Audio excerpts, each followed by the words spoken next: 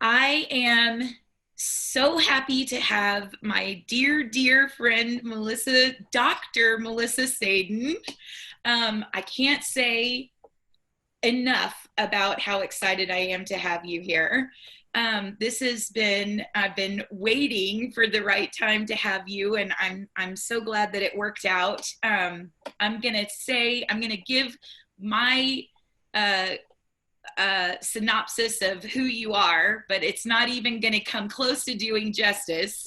But Melissa is, you let me know if I get anything wrong here.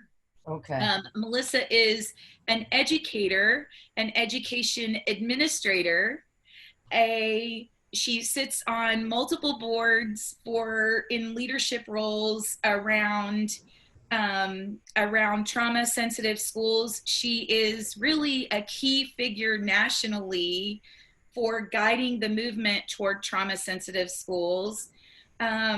Melissa is an education consultant and a developmental trauma expert who does professional training for schools, professional development for schools, municipal organizations, state organizations, and parents.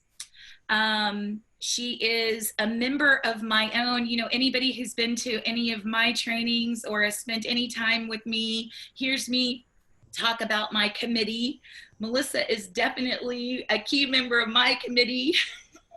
And I couldn't be happier to have you on this. I can't imagine doing it without you. Did I miss any key thing that you do, Melissa, besides being a parent? Yeah, I would say that the most important thing that I do is have the joy, the privilege, and the ultimate challenge of raising two sons, one of whom has extensive childhood trauma. Yes, which is why you are on my committee. Yes, Ditto. yes. Um, I think that what I would love to just start off with is having you maybe talk a little bit about how you came into this highly specialized, highly nuanced career of yours. I have the good fortune to be able to say that it wove into the fabric of all that I am and do. And I don't know how many people get to say that they spend their days doing the thing that they believe they were put on the planet to do. My husband and I found my son Theo in a Bulgarian orphanage when he was 3. At that time, I was a special education teacher. And then while Theo was first in our home, I moved into administration. My experience and my second master's was on behaviorally challenged children. I was an expert. I was already doing workshops for other schools on managing children with extremely challenging behavior problems. And then I brought home this beautiful little boy. And nothing I did worked. It's kind of like being the best medical doctor on the planet and having a child with an illness you can't solve. So soul searching, guilt, shame, I'm not good enough, getting a lot of great advice from moms raising biological children that went backwards in my house. I'm the kind of person that did not blame the child. I blamed myself.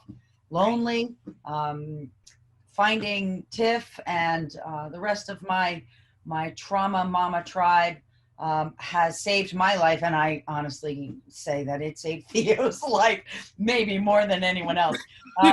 But so meanwhile, also my professional career, right? So I'm trying to educate Theo and his teachers and learning about developmental trauma, literally you and I both, as the research was unfolding in the past 20 years. Every time one more thing was printed, we read it and it added to what we knew and then shifted what we were doing with and for our children.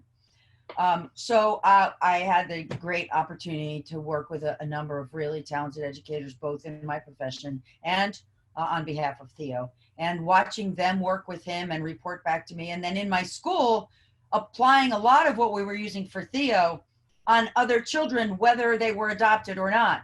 and then realizing in the ensuing few years that what connected them was that they were all children of trauma, whether they were living with their biological family or not.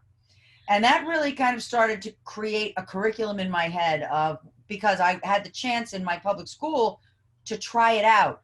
Kids from different socioeconomic backgrounds and ethnic backgrounds, different types of trauma, and it worked every time. So then, because I am a teacher, I had to tell the world, and Theo did tell me that I needed to go tell the world. So my first book really, I didn't, like people say, you know, where do you see yourself in 5 years? My answer never was writing books. Like it never was. That was not on the plan at all. Right. But when my son gave me a list of 20 things and said, teachers all need to know this, and it was dead on correct, I had to turn it into a book. And that's really kind of launched my formal work, my doctorate, the ability to conduct my own research, to be a part of the building of this sandbox for schools, is really what brings me to, you know, what I'm doing here today. Combining my love for my son, who's joined me, will talk to folks, sometimes trains with me, still challenges me. Yes. And then my lifelong learning as an educator and my additional education and then the opportunity to study it deeply in a doctoral way. So here I am, trying to help people and children. And thank goodness. And one of the things I think your kids, and I think Theo and my kids both have in common, is that desire for us to continue to advocate for them. And I think that is something that's very different about our situation. I mean, our kids both are really passionate about us continuing to advocate. And I think that's a really key part of my own, I know, feeling comfortable being out there and doing this work, is that my kids are very comfortable with that. They actually feel like that's a piece of their own healing and recovery. Yes. And yeah, Theo, he's heard me tell his story, and sometimes some very dark and difficult times, his behavior in school, to a room full of 70 people. And he doesn't feel like what he would say is, tell them so they can learn. I was doing the best I could. So the fact that I threw a garbage can down the hallway, you know, was the best I had at that time. So he's been a great advocate for me to tell his story and help others. Same with my kids. We recently recorded one of these we now have somebody who does the neurosequential trauma assessment, and Jonah was willing to share his NMT assessment and let her, you know, talk about his assessment and share that. Yep. And, you know, at 16 years old, because he gets the importance of the tool, and, you know, it's okay, share where my deficits are, because I want people to know, you know, how to help kids, you know. And I think that's really great. I think it's been empowering for my kids. And one of the things I've found in coaching kids with regulation and resilience is that when they really understand the differences in their neurology and learn to work with that, they become their biggest advocate. You know, one of the things that I tell people all the time is, when you talk to kids, because now in the world of schools, it is different because you're talking to someone else's child, right? Exactly. So you do want to be appropriate, and you don't want to overstep what any particular family's core belief system might be. But what I have found is that when you talk to students about their brains, you remove the shame. Absolutely. And it works for kids who have trauma history and kids who don't, because I'm raising a child in my home who's biological to me, and everything that Theo taught me has worked brilliantly on him. He's a very actualized 16-year-old young man who knows who he is, because I realized that, you know, punishment is a false prophecy. And I learned it in my home. I got a chance to practice it across hundreds of children. So that gives me the evidence that my curriculum needs. But I tell teachers are like, how do we talk about this with kids? I said, you talk about, in middle school, sex education. You talk about parts of the body. Little kids, how to brush your teeth, because these things are essential and important. So talk to them about the limbic system, the part of the brain that can be impacted by trauma. Give them strategies, because then when you want them to regulate, they understand why you're asking them to do that. Exactly. And you're, music to my ears. One of the things I also I was really curious for you as a parent who is also an educator, and going back to your point about being an educator and a parent during the time that this movement was really taking hold and taking off. It's so interesting to me because I remember the days of being a parent, learning all of this important stuff and going in and feeling like I was, fighting a battle, just getting educators to be receptive. I wonder what it's been like being an educator in that journey. Interestingly enough, I've been down this road before, but not from a personal perspective. I, dating myself, was actually a new teacher in the days before anybody had a word for autism. And again, my classroom was full of children with unique and interesting and challenging behaviors, some of which, to our knowledge, had no origin. And I met this young man. I always call Anthony in my stories. That is not his real name, but he's a real student. I was teaching high school at the time. I had a self-contained class, happened to be all boys, called them my guys. We were tight. Principal, who I love, genius of a man, taught me so much, comes to the door with this young man who's going like this and mumbling to himself. And my principal, again, really great guy, kids love him. He's purple with rage. He said to me, "This is Anthony. You have to take him because I'm going to kill him." And I was like, "Okay, Anthony, come on in." I'm looking at my boys, giving my students the sit down and be quiet. Don't say anything to Anthony. They did. And I went out in the hall and I asked him, "What's going on?"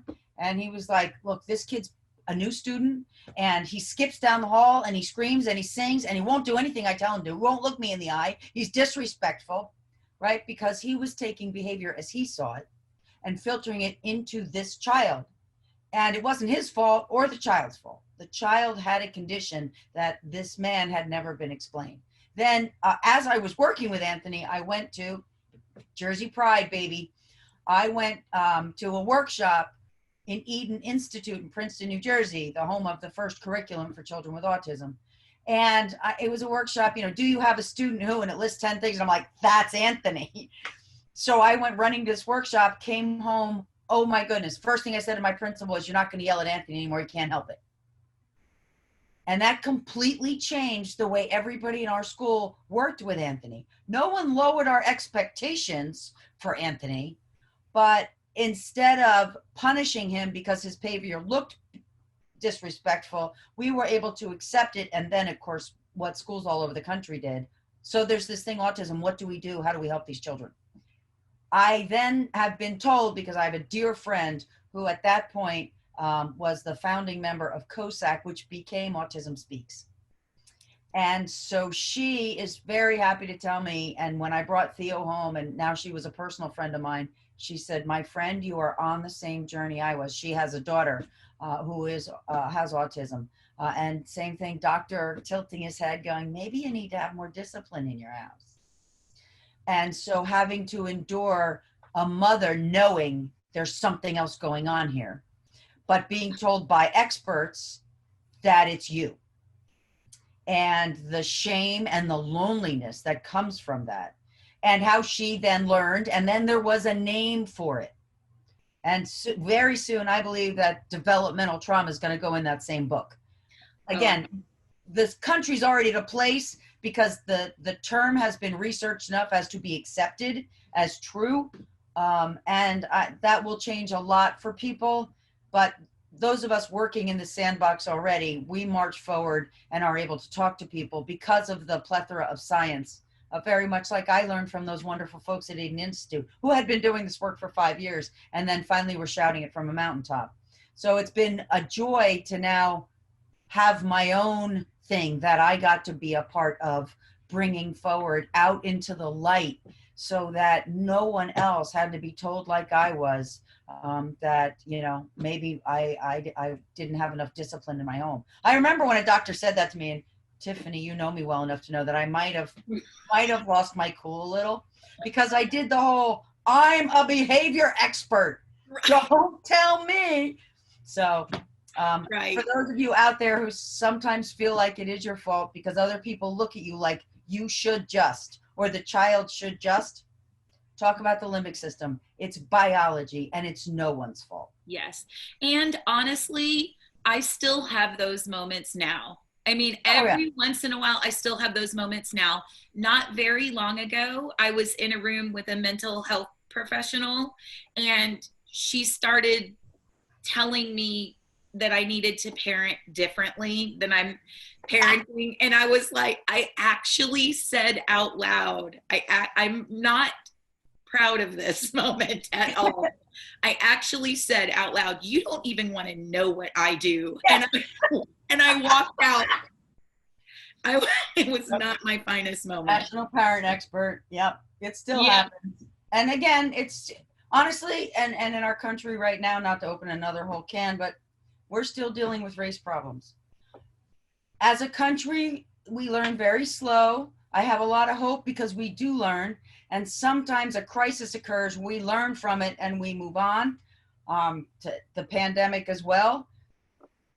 I don't like to spend a lot of time looking at fault, but I do like to spend a lot of time on learning from what has happened and doing better. And that's what I tell parents, because I sometimes have to tell teachers, you can't yell at kids.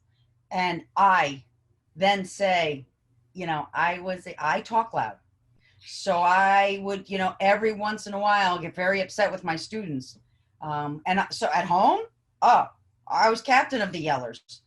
And I learned how to express, I'm very angry right now, without actually yelling, finding out that I could still be angry or sad or happy and not yell. Because when I realized what happened behind Theo's eyes was terror, when my voice went up, that's enough to train anybody to stop doing it. But there's a teacher sitting there in my workshop going, oh no, I'm a horrible teacher. I've been yelling for years. Okay, notice it, live, learn. One of my favorite sayings is you don't know what you don't know until you know it. Right. So you can't beat yourself up for what you didn't know yesterday. And I did want to talk with you today a little bit about all that's going on in the world right now around race and schools and all of this. I think it's so hard right now to be a school and to be working through all of those issues right now. So addressing that and the trauma behind that, and I mean all of it. There were a couple of things that I wanted to go into with you, but I think that the first thing I wanted to talk about for sure is really getting into what it means to, in an educational setting, what it means to educate a child with significant trauma-related needs. Because when we look at trauma-sensitive schools, and then we look at educating a child with specifically significant trauma-related needs, that's a kind of a nuanced thing, right? The idea of the child with significant trauma-related needs. Interestingly enough, and now one of the reasons why I'm happy we can get together today, because suddenly I am slammed with, can you do a webinar? Can you talk virtually to our staff about cultural competence? What does implicit bias mean? What does white power or privilege mean? And the reason that they're calling me is because it's the same journey.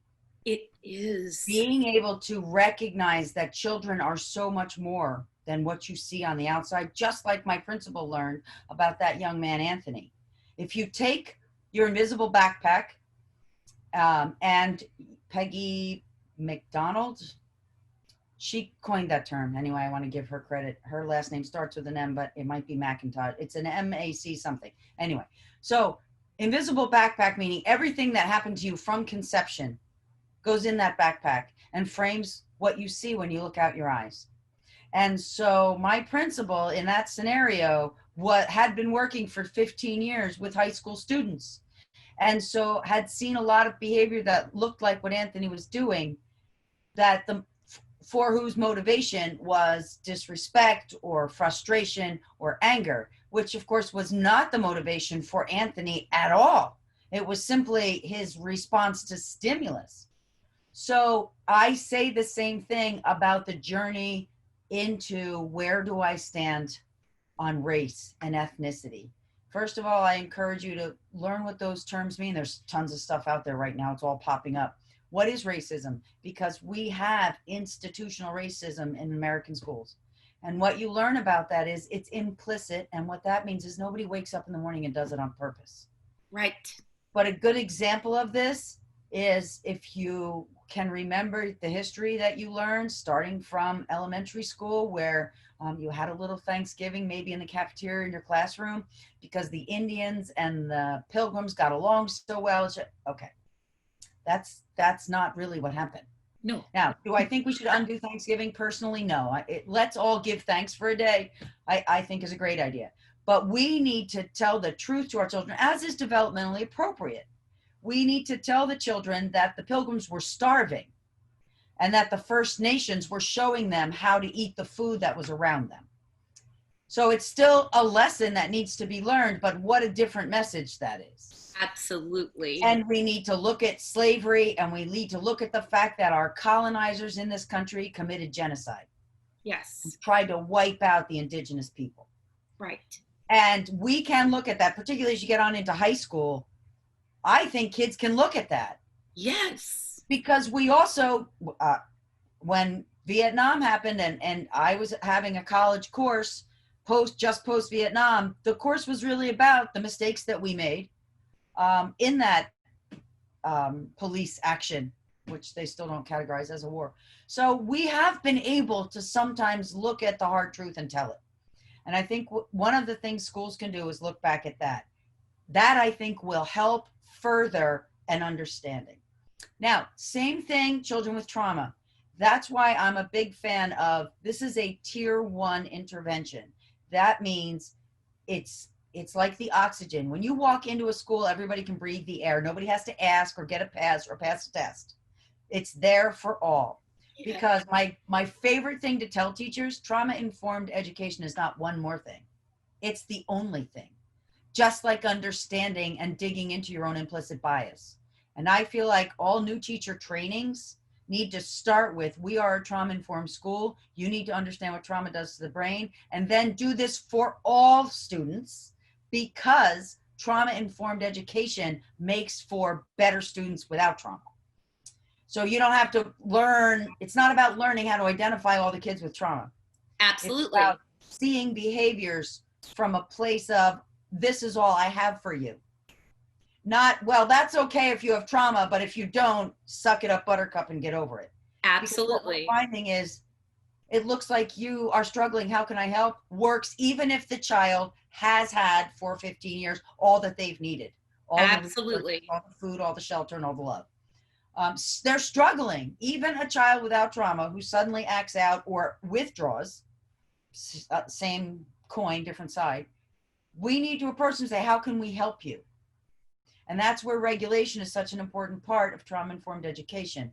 We as human beings need to look inside ourselves. We need to find out what our own exposure to adverse experiences, check out our own biases, because we all have them. And you don't need to be ashamed. You just read a bunch of books. One of the books that really got to me, interestingly enough, I give a shout out to Jodi Picoult, fiction, right? Small Great Things. It's a story about a woman who is African-American, and she's working as a nurse, and something happens and she finds herself in court, and her lawyer is white. And I got pinched a couple of times because I felt, because the lawyer was really exploring her own implicit bias by way of serving this woman properly. And the woman really speaking for, at least speaking as a person of color. I don't want to say she spoke for all people of color, but so start and read that book, especially if you are, and honestly, I've had people of color tell me it pinched them sometimes too. So read Savage Inequalities, read White Fragility, If you are a white woman and you're educating children of color, read White Women Teaching Black Boys. Because the bottom line is, your experience in the world, if you're a white woman, is not anything like your 12-year-old black boy student. Same thing. White gender is different.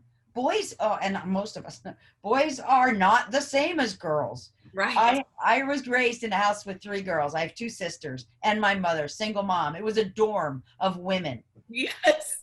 My husband was like this being from another planet. It took me the longest time to understand how much of it was just the Y chromosome. And then having 2 boys. And my husband, I'm all broken up and crying because they need to get along and they just beat the heck out of each other in the backyard. My husband's going, they're boys. And I'm like, what? So that's how elemental it is to all of us. We can only know what we know. So if you don't have a history of poverty, read a book. Jeanette Walls has a great book. She tells her own true story. Sissy White's great blog, where Sissy had tremendous poverty, lots of ACEs, and now cancer, and battling it all bravely for all to learn from. Listen to somebody who grew up in poverty so that you can understand those students better. Whatever your color is, read anything you can about people of other colors.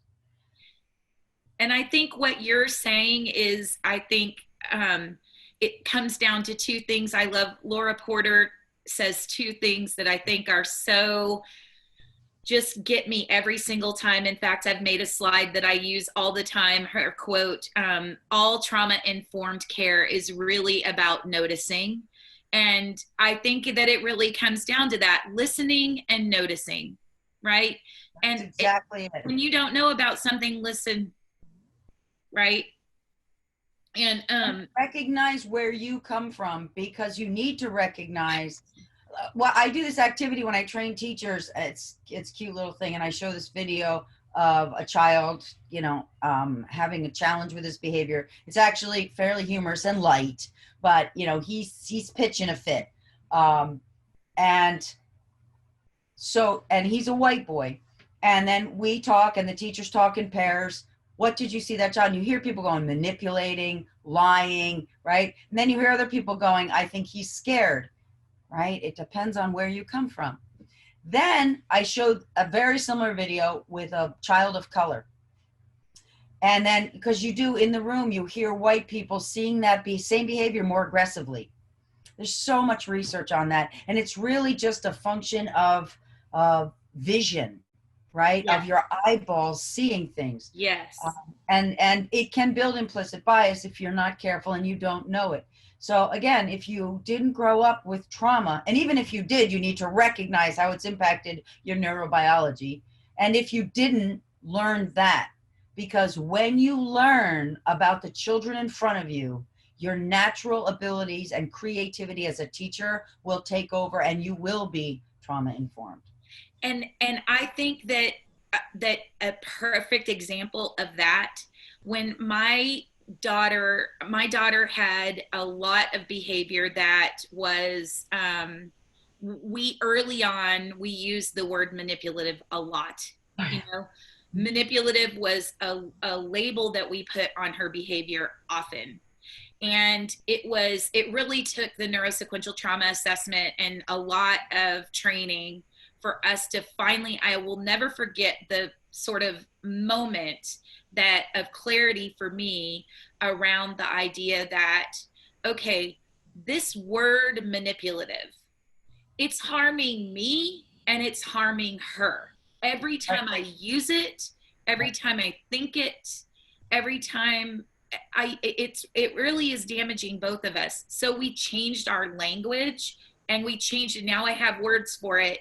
And I can say to my daughter now, and what it did was trigger her threat response every time I said it. Now I can say to my daughter, and she can actually receive it, your survival brain is causing you to need to control the outcome. And that's exactly what's happening. And that is exactly what's happening. What manipulation is. Yes. And I tell teachers, you know what? I don't need to fill you with shame for using that word. And most teachers will use it in the faculty room or at a team meeting, not so much in front of the child. But the issue really is, yes, it is manipulating what's happening because they are terrified and they feel like they're about to die. So if you are on a boat and it is leaking, you manipulate that situation by bailing the boat out, by trying to get to the side off the water. That's exactly what these children are doing. But again, the term is negative in our society. And so then I help people understand lying, stealing, same thing. And then my favorite, because I've done it and I always set myself up to show folks I've grown so far. You can too. I was a high school teacher, a middle school teacher at this point, and walking around class, checking homework. And there's a young man who hadn't had his homework for a couple of days. So you walk up with the, oh, I hope he has it today thing that good teachers do. And sure enough, he's looking, picking his fingers, there's nothing on his desk. And so I said, Jose, not his real name. I just make names up, come off the top of my head. Jose, you've missed 5 assignments. And if you continue to miss assignments, you're going to fail my class. Says the caring teacher, because I care about Jose. Theo taught me what Jose hears is, want, you're a big loser, want, you might as well fail. No, right. That was not my intention.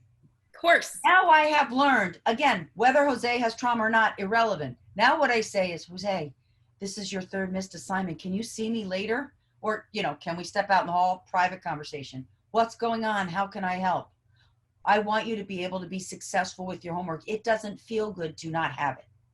That's a completely different conversation. Well, what if they don't have trauma? Same conversation.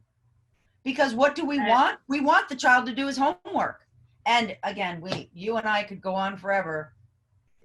Russell Skiba, Fonseca, Dr. Fabolo, Google these names and read the fact that there is 20 years of research that suspension and detention hurts children and has never in the history of that practice helped a single child. Yes. And I think that what you just brought up is something that I encounter working with parents often, is that they're, and experienced as a parent myself, there's this point where even after learning, this a new approach and new tools, that you start to get a little bit worried that your trauma-informed compassionate response is permissive, right? And then you start to go, okay, well, I call BS, right?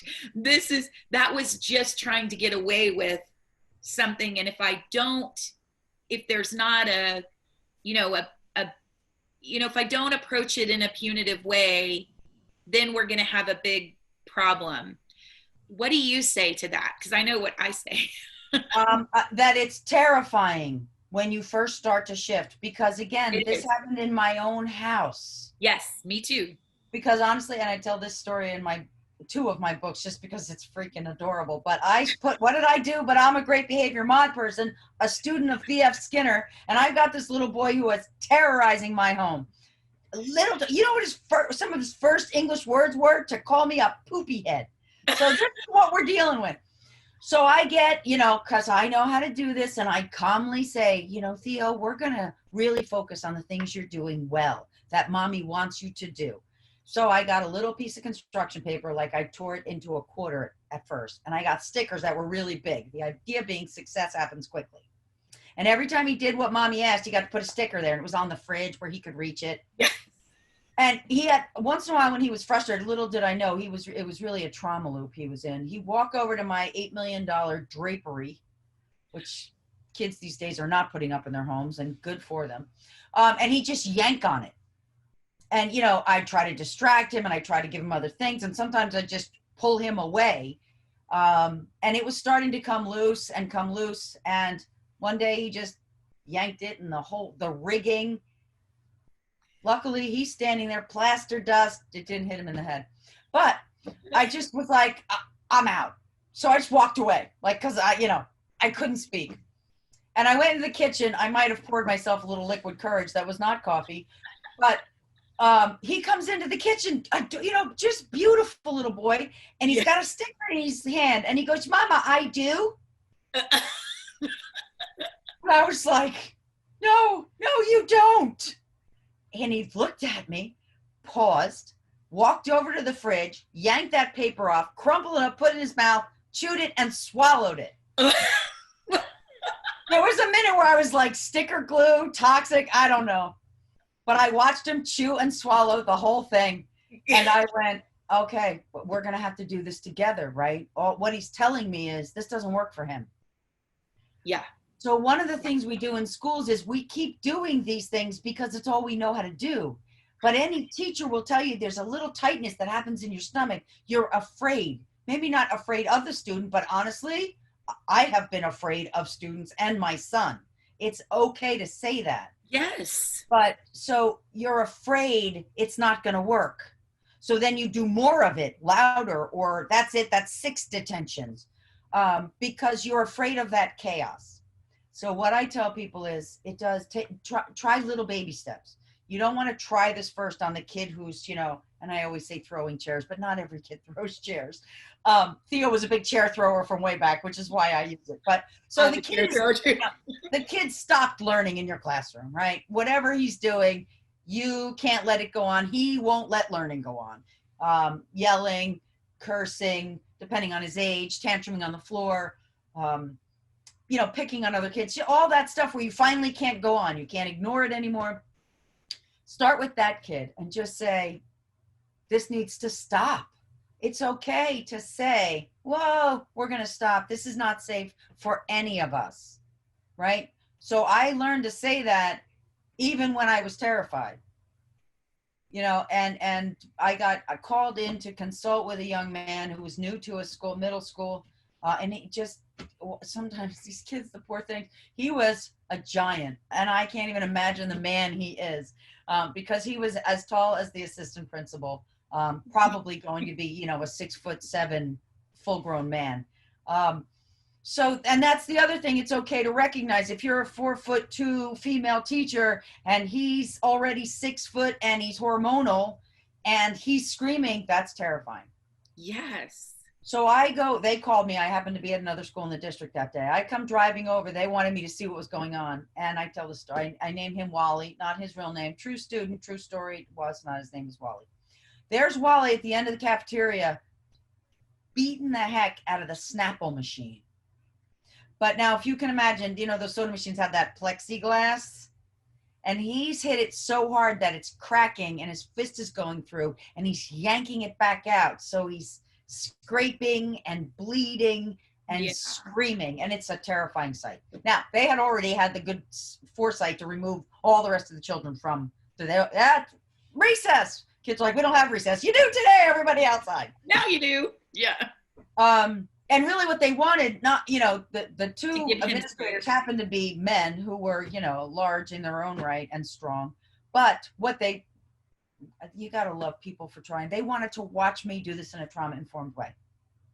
So I walked down there at about a 6-foot distance from him to be safe, and then stood at a place where he could see that I was now standing there. And he stops punching this thing long enough to look over at me and go, who are you? And then go back to and I'm like, hi, Wally, I'm Melissa. They called me. This is, this here is kind of a problem. Again, he's a hurt man. So he's like, what's it to effing you? And go away. And he's still taken down on the Snapple machine. And I just said, oh, geez, that's too bad. And again, I wasn't yelling. I wasn't, if you punch that one more time, you can't destroy school property. All these things that I said before I learned how to do this. He stopped. And he finally just like, what is your deal? Why are you still standing here? And I looked at him and I said, because I wanted a Snapple. Right. And he chuckled. And sadly, before I could stop him, he reached into the broken machine and pulled one out and handed it to me. And I unscrewed that thing and drank from it. Right. But teachers are like, if you go at it that calm, you're telling Wally it's okay. No, Yes. No part of Wally thinks it's okay to destroy the Snapple machine. The child was hijacked by a survival brain, just like when Faith was manipulating you. Exactly. Some kids will put their head down on their desk and literally like not lift it even if you try. They're in flight. So Wally was actually in flight. He just couldn't take it anymore and had to let the steam off somehow. Well, long story short, Wally started a school collection because now you've got middle school kids who are like terrified of this kid. So how's he going to make friends? He's new. Also, once you dig in, he's on his sixth school. He was expelled from two of them. His mother just kept, moving him when he, got so many points that he wasn't allowed to come to school. Mm-hmm. And so when we finally sat down with her, and again, parents, you know this, you're defensive, you're upset, you just keep giving my kid discipline and you're not helping him. And I can't help him. Right. So, we were like, dear Mrs. Wally, we want to help you and Wally, and we're not going to punish Wally, but we're going to give him a chance to fix what he broke, because that's where resilience gets built. Exactly. And when Wally found out that he wasn't going to get suspended, and I actually brokered a relationship with him and the assistant principal, because again, now I'm not going to be back tomorrow morning, and I wanted somebody he would see every day to start to connect with him. He did a collection, and the parent-teacher organization helped him, and he raised the money for a new Snapple machine.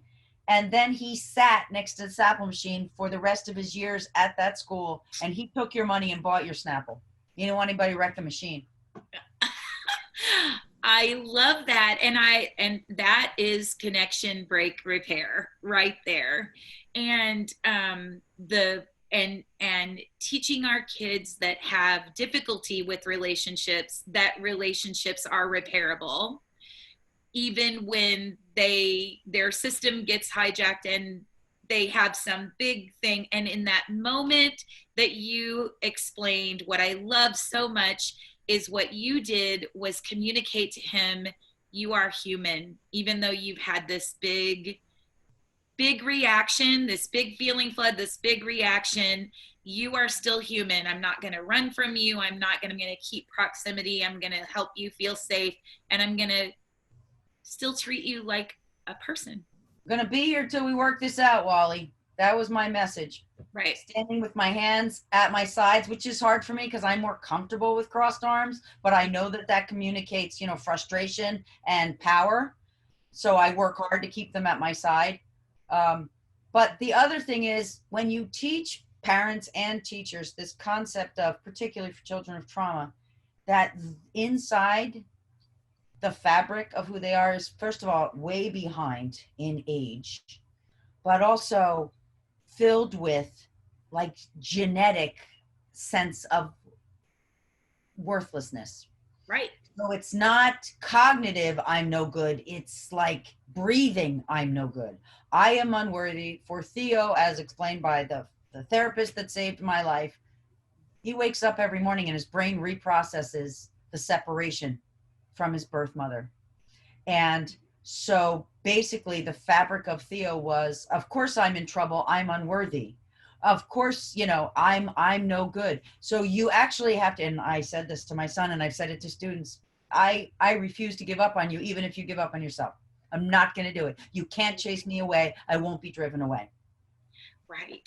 And they really look like they want to drive you away in some cases, yes. Either by refusing to speak at all or by speaking way too much in words when no one wants to hear. And their entire system is telling them to drive you away, right? And I think relationship is dangerous. Right. And I think what's so important, what I know for me was so important to understand, and what I work really hard with parents and everybody to understand, is that and I think it's hard to understand once kids start to have some periods of more regulated periods, is that in regulation, they do start to feel safer and more okay. But in those dysregulated moments and escalated and dysregulated moments, that comes flooding back. that all of those feelings of worthlessness, feelings of total rejection, everything they ever felt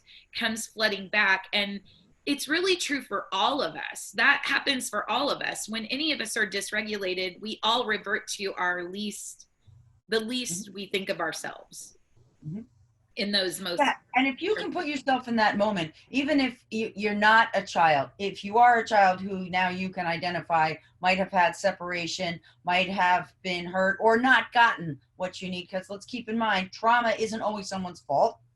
It's another thing I love about the new definition. Child abuse always was someone's fault. By definition, someone was abusing a child. Trauma is, yes, physical and emotional and sexual abuse, but it's so much more. It's poverty. It's being in an under-resourced community. It's right. So it doesn't always mean that you're a bad mother, or that from an educator standpoint, that the child's parents don't love them. Right. So it's a wonderful word that needs to be above and beyond blame. But the point is that even if you don't have trauma, being able to put yourself carefully into a place where you think, for example, I was a library aide during high school. It was like, senior year, I got a couple credits and, I shelved books, but I was cutting those big note cards. The librarian asked me to cut them all in half. So I put too many on the stack, and using the paper cutter, I cut my finger off. It's actually still, shorter than the other one. So yeah, I see paper cutters and my teeth start to hurt. So some people can identify with nails on a chalkboard, right? Another one where even just talking about it, my gums are tingling. And yet, if you locked me in a room with someone with a chalkboard and a fork, I would either freeze, try to withdraw and pretend it wasn't happening. I would flee, bust out of the room, or I would fight, grab the fork and stab the person. Right. What I will never do for 100 years is get over my response to that sound. And I will never get over the fact that paper cutters make me very nervous. Yes. Now, strategies for, yes, I'm a teacher. We have paper cutters in the building. So I have learned to let other people operate them. Now they actually have those finger guards on them so that you can't slide your finger all the way up to the blade. But I have learned strategies, and that's resilience. I have adapted, but it hasn't gone away for me. Right. We have to remember that about all people. And again, crossing back over children of color. If you live in Minneapolis and you are an 8-year-old child of color, even if you weren't out in the street and have not been exposed to ongoing news loops, if you know what happened to George Floyd, that's a trauma to you. So same thing, poverty, which cuts across all colors and non-colors, but that's why these things, you have to recognize that trauma can be anything that makes you afraid. And if it repeats, it will change the way your brain grows. So you don't get to judge what one person's trauma might not be another person's trauma. And that leads to the pandemic, which Anda and Folletti have come out and written papers. It's an ACE. It's an adverse job experience. So we all get to unite in that one and add it to our growing list. But I have a friend who, I actually did an intervention the other day because she has struggled with addiction in the past, and she goes to meetings all the time. Without meetings, without anyone coming in to check on her, her addiction took over. Right. And so I went and I busted in and I was like, I am here for you. No. So the pandemic hasn't had that impact on me, but that doesn't mean I'm less or more than my friend. Exactly.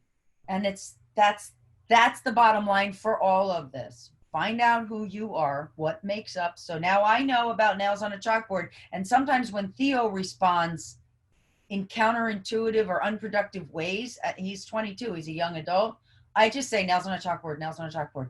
He can't not acknowledge that stressor. And it makes me patient and it makes me helpful. It Yeah, has to start with us. absolutely. And going back to the pandemic, in response to the pandemic, I know that you have a conference that you're doing here coming up soon. Do you want to talk a little bit about that, about what you're doing, what you have coming up? I've been doing some work for national school boards, and I just did a podcast, blog talk radio for New Jersey school boards. I'm a school board member. Um, for, we're trying to create manuals, guides that administrators, superintendents, principals can use to start to figure out what September looks like. So for the teachers and administrators who are wondering and curious, I'm doing a 2-day workshop, June 24th and 25th, virtually, which is kind of exciting because now I get to invite people all over the country. Sad because I miss the person to person, but you can go to my website, traumasensitive.com.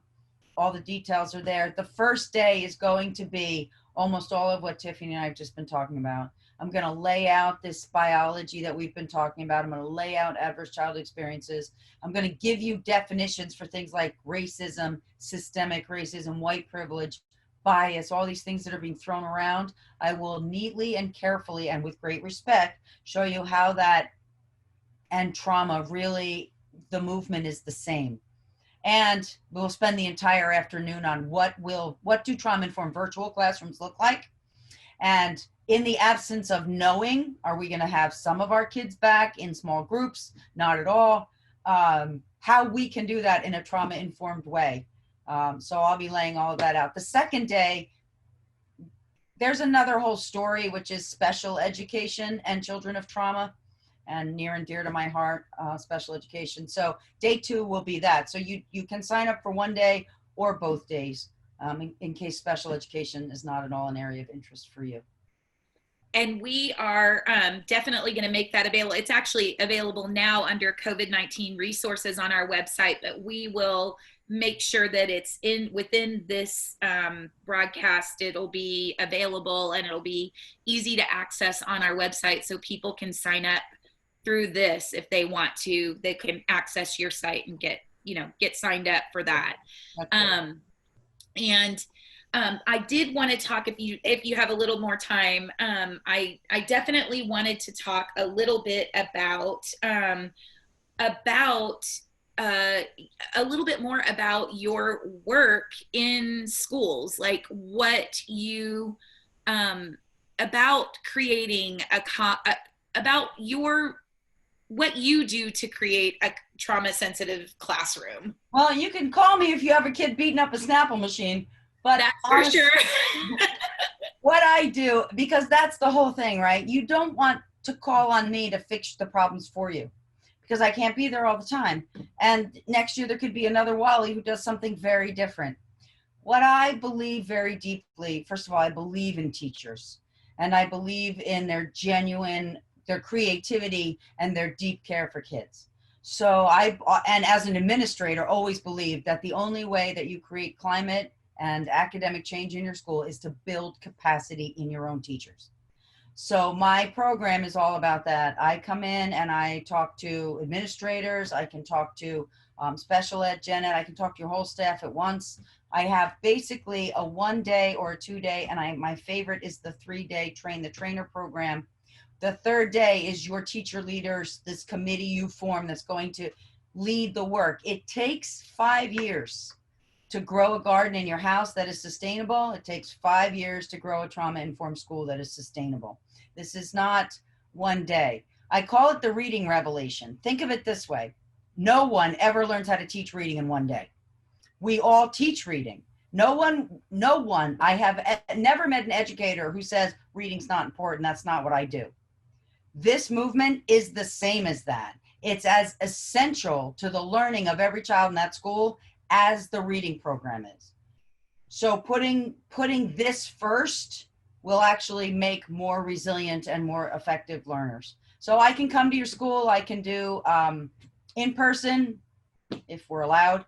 I'm now doing all of my programs virtually. I have 5 books, so you can start there. And basically, whatever your school needs is what I want to come and try and help you with. So I have basic curriculum, but based on research and evidence, but I love to find out what your demographic is, what your teacher capacity is, and work with you, just like I would all of my students in the classroom, getting what they need in an individual way. What is your advice, Melissa, for parents in supporting teachers? Because I think that that's really important. One of the things that that I find often is that the parents I work with don't know how to properly support parents, to support teachers in this work, and they really want to. So if you find that your teacher's willing, and again, this was what separated Theo's positive years in school from his not so positive years in school, was when I met with the teachers in August and said, listen, I want to talk to you a little bit about Theo's unique needs. And they were like, sure, Mrs. Sadin, I'll read whatever you have. So if you have that teacher, our dear friend Larry, his site is still there. Attachment Trauma Maryland. Larry Smith wrote some of the most concise, easy to read papers, really, that's what they are, on these kids and what they need from teachers. So you can send your teachers there. You can print them out and give them to them. They're free. Books. The bottom line, though, is the reason that I'm so passionate and so exhausted is because teachers need to learn from teachers. It's a science and an art, teaching. And if you're a parent and not also a teacher, you can say there's this thing, like I had a parent say to me, my child has autism, do I need to teach you about autism? Yes, there's a place for that. But at the end of the day, as a parent, you're not going to change, and you can't trauma inform the school from the outside in. So what you want to do is find someone. Hopefully it's the principal, but if it's not, it might be the school counselor, the school social worker, or you just have this awesome teacher. And ask them, invite them to go to a workshop or a conference or read something, and then see how you can help that teacher encourage other colleagues to do the same. That's great. And then my last question is, what is your advice for teachers on how to talk to parents with kids with trauma-related needs? It's okay to say, I don't know.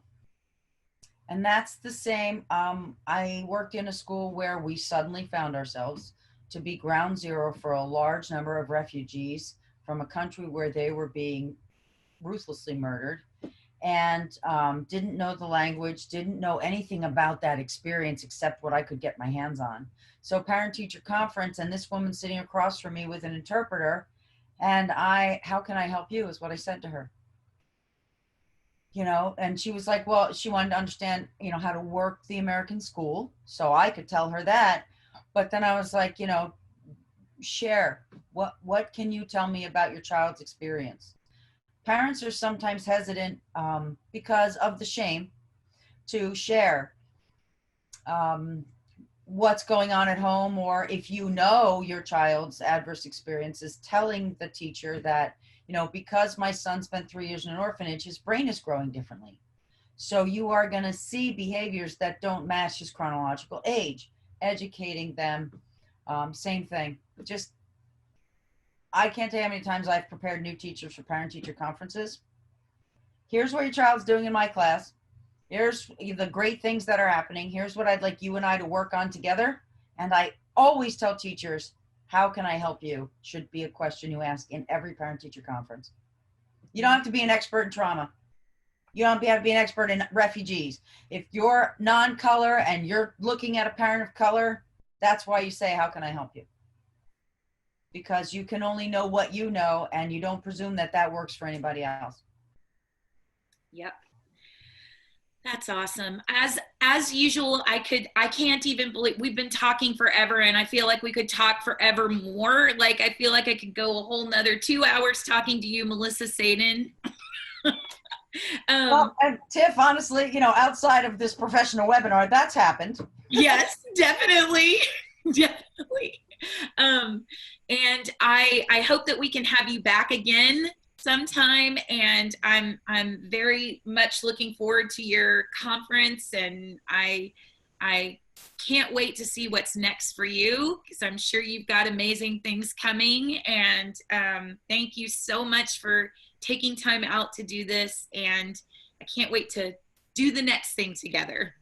And Tiff, I have to thank you for what you're doing for parents, because knowledgeable parents are such a benefit to the teachers that work with the children. And some of the stuff you're putting out is so user friendly and so restoring to parents. And Thank so thank you. you for doing that. Thank you so much, Melissa. I will talk to you soon. You got it, my friend. Take All care. right. Take care.